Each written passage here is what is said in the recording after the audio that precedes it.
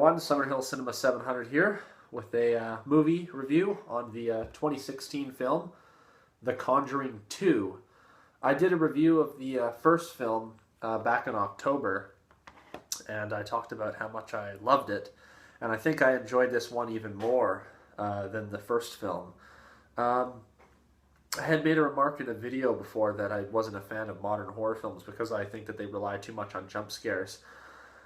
But these films are something completely different. The director, James Wan, is an amazing director, and you can tell that he pays great attention to detail in his movies. And these Conjuring films, man, I'd put them right up there with any of the horror classics.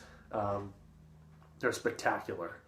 And yeah, I think it was 3 days ago that I watched this one, and I haven't been able to get it out of my head since I watched it. I've just been obsessed with this movie ever since.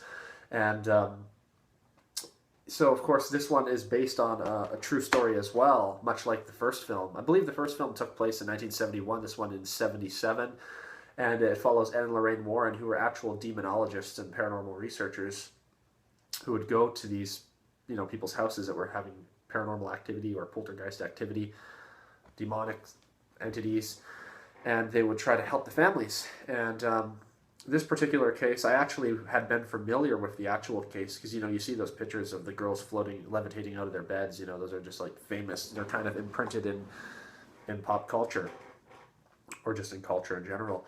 But I'd always seen those pictures and always found myself fascinated by the case. But, this is like, as far as I know, I think there was a series too, but this is the first, actual film that really covers the case. And the actual sisters, Janet Hodgson, and I can't remember her sister's name, I think Margaret, they were present on set too while they were making this film. And, they had to recreate their house in Enfield, which I think was in Northern England. And they were on set, they approved of this film and everything. And they went back and, helped them basically, they told their story.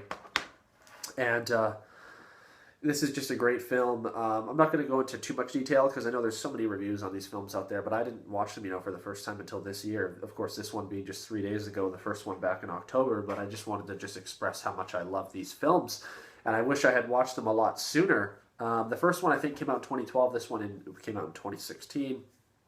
But to talk about a little bit about the film, what I liked about it, again, the cinematography in this film is fantastic. James Wan relies, a lot on practical effects opposed to CGI, but only he uses CGI when it's necessary instead of just using it constantly like a lot of horror films do these days, or rather the directors use, but are present in the films themselves. He uses a lot of practical effects. I was surprised too because one of the special features on here that shows them behind the scenes, and even some of the effects that I thought were actually CGI. Like there's a scene where I can't remember, it was called the Tall Man or something like that.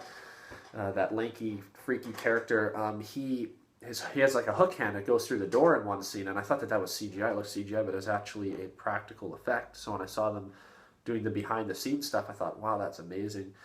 But so yeah, again, the cinematography was done very well, and again, practical effects, a lot of practical effects, but CGI just where it's necessary, where you couldn't do it with practical effects. Great soundtrack too, kind of classical soundtrack. That's another special feature you get on the DVD, I think, and probably the Blu-ray as well, as you meet the composer and the orchestra that he worked with to compile these songs for the film, which are great. They fit the mood and the atmosphere so well. And the highlight, though, of this entire film is just the cast. Everybody in this film did a fantastic job. And I mentioned when I did the review of the first film how great the young actors and actresses were in the first film. Of course, that was 2012, so they've kind of grown up now. And this one was 2016. But just, the young actors and actresses in The Conjuring, the second film, were absolutely fantastic. And the main girl who played Janet, I can't remember her name in real life, but she had the British. I thought she was British, but she actually is not. She's actually American. I think the other actors and actresses in the film were British, but she wasn't. I think she's from the States, and she did the accent so well. But everybody in this film did a tremendous job when in their roles, especially the main girl who plays Janet. But then also, of course, what's her name again? Vera Farmiga and Patrick Wilson, who play on the Warrens. They're just because you're following their story too. It's kind of a love story, but then they have all these cases that they're going to, and yeah, I absolutely love this one. And then there's some other stuff going on too, like there's this demonic nun who's present in the film who plays a role kind of in what's happening in their house too. I'm sure many of you have watched this film at this point, but if you haven't, you definitely got to check it out. And if you were like I was before, where you're like, I just don't like modern horror films, watch the Conjuring films. They're fantastic. There's other films too that are set in the same universe, like The Nun and the Annabelle films. I haven't watched any of those yet. I plan on doing so, but from what I've heard, these two films are the quintessential ones to watch. And there is actually a third film coming out. It was supposed to come out this year, but with everything happening in the world, going on, it got delayed till next year. But I think they've already finished the film. I don't know if they've completed it, but it's coming out next year. I think it's called The Devil, something The Devil. Can't remember exactly.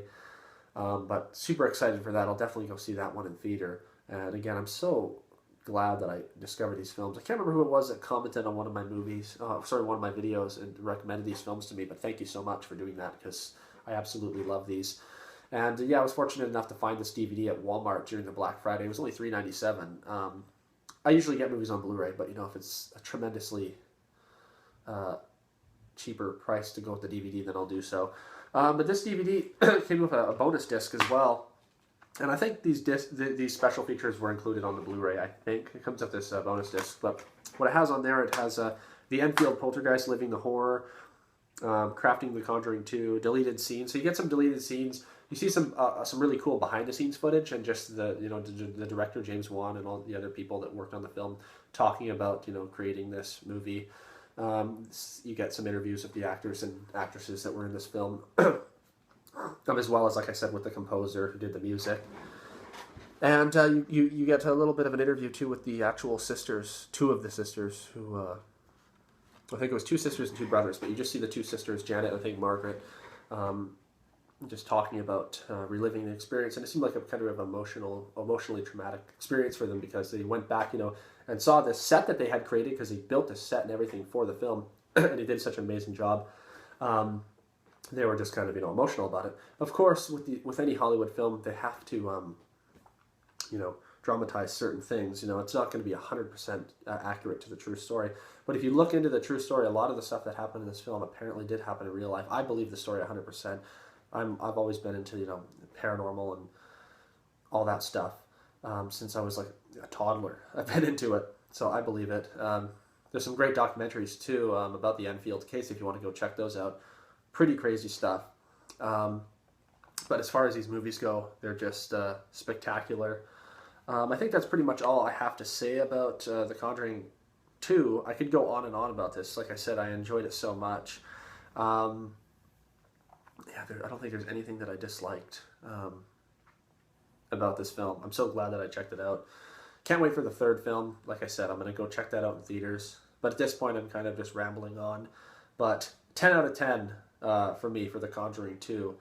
I would probably give the first film like a 9.5 out of 10. A lot of people like the first one better. I just like this, maybe because I was more familiar with the case, and I just liked the UK setting. But yeah, there's nothing that I didn't like about this. 10 out of 10 for me, The Conjuring 2. So let me know what you think of The Conjuring 2. You can let me know what you think of the first film as well in the comments below. And stay tuned for more videos coming soon. So thank you very much for watching this video. Have a great day, and we'll see you all next time. All right, bye-bye. All right, one thing I just wanted to mention that I forgot to say very quickly here is another thing that just amazed me about the director, James Wan, is how well he recreates the time that his films are set in. With the, in the 70s, with these films, they nailed the look of the film, with the surrounding areas outside, with the vehicles, the cars, and then with the people, with the outfits, the hairdos, and everything. So he did an absolutely spectacular job recreating the late 70s when this film was based. So, again, I can't go on about how great of a director he is. It's just spot on. That's just wanted to quickly say that. And yeah, again, thanks for watching. We'll see you next time.